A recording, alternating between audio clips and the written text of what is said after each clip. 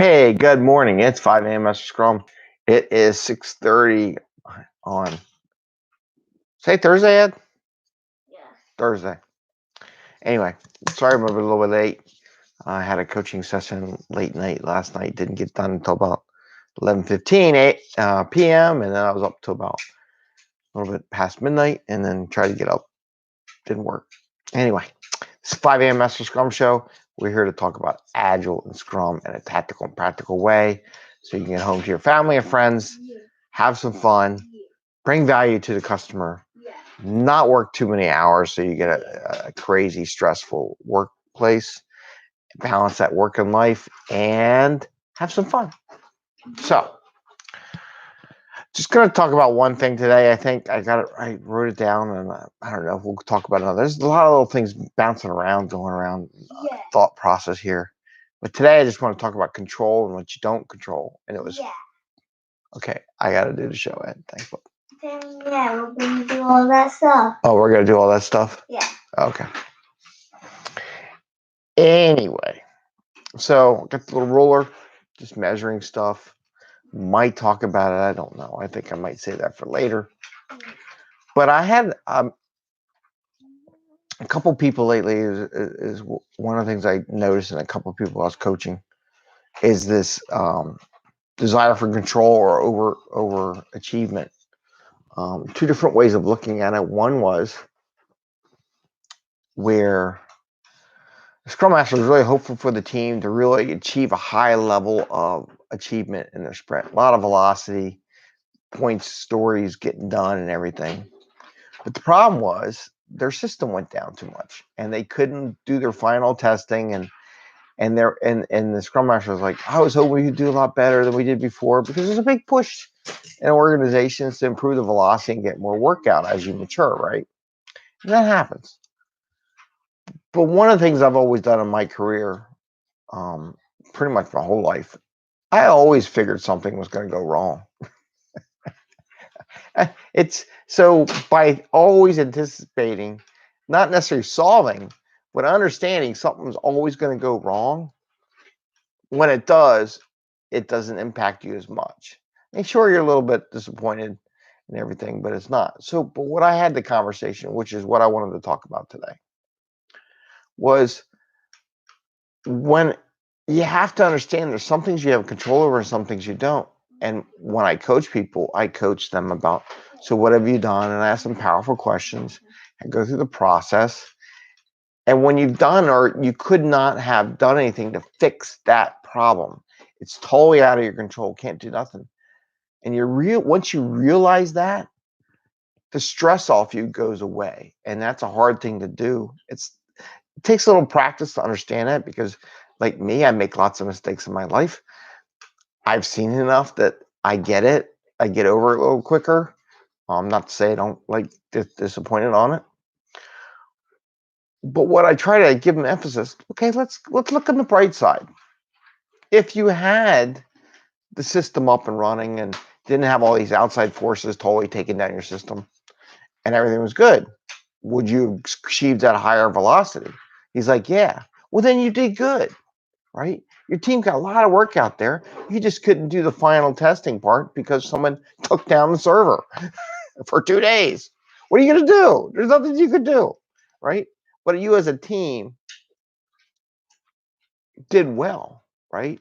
My only question would be, and we'll talk about that, is like, well, if from a technical, practical standpoint, I'm like, okay, so the server's back up. You can get this stuff done in like the first 2 days of your next sprint. He's like, yeah. Or they're like, yeah, we could do that. Then, no big deal. It's not like you're bringing in the whole 50 points worth of work in the next sprint. But what I wanted him to understand and his team is that they did a really good job. They would have been there.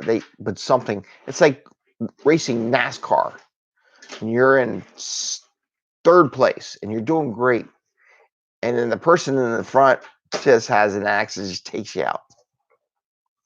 You could have done well. I mean, you should be proud that you did that well. It's just something happened that prevented you from finishing the race, but there's nothing you could have done about it. And you're safe and sound. Everybody's healthy, hopefully, and you just move on. So I just wanted to share that with you from a Scrum Master team management perspective and positivity. Think of the positive sides. So you couldn't get it all done. Did you stretch the limits? Did it look like you were on a good track? Was it something that you couldn't have done? And then you can sort of retroing it. There are alternate paths to demo the work, right? If this happens again, which probably will, what do we do? Alternates.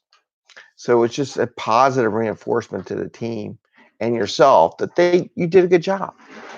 Now the bean counters out there may not understand, but I'm just going to tell you did a good job, right? I'll work on the bean counters and what they're looking at because I had other people come back, ask some other questions. But then there's a kicker, right? Control, measurement, right? Let's say that work you didn't do, you put it in the next sprint and you give yourself the 5-10 points worth of credit in the next sprint for the work you did. Your average velocity is now at not like 20% higher than normal. So then the next sprint you do 20% higher.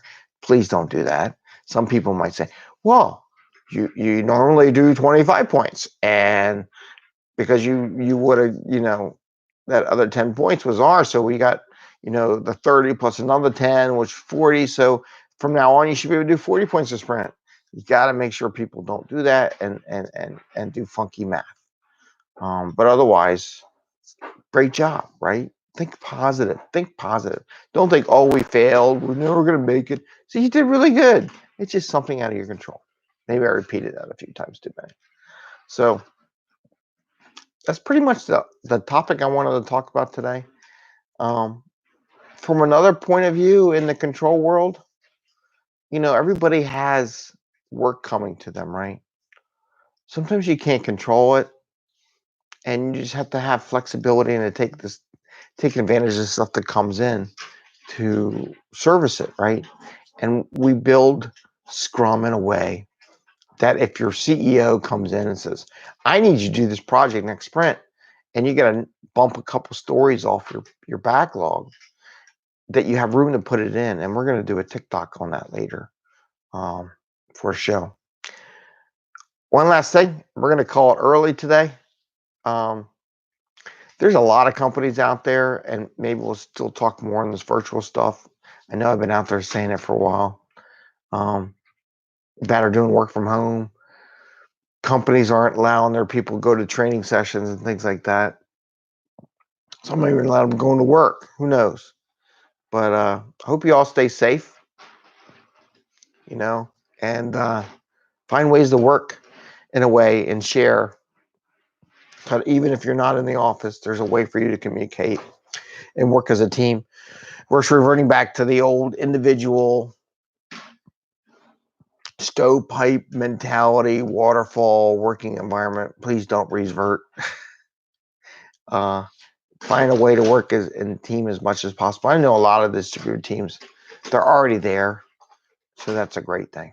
So with that, be healthy. Enjoy the weekend.